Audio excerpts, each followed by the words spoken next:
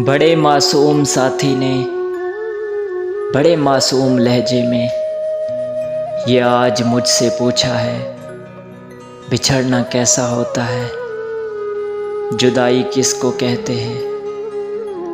बिछड़ कर जीने वाले लोग जिंदा कैसे रहते हैं, जो दर्द हद से बढ़ जाएं उन्हें हम कैसे सहते हैं।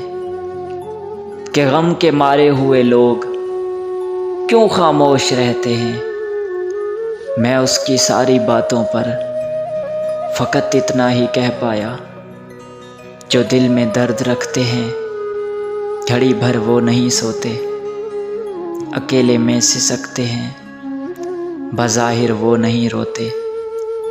बराबर सांस तो लेते हैं मगर ज़िंदा नहीं होते। ये सुनकर धीमे लहजे में उसी मासूम साथी ने ये वक्त आखिर कह डाला, चलो इस दुनिया की हर एक रिवायत तोड़ देते हैं।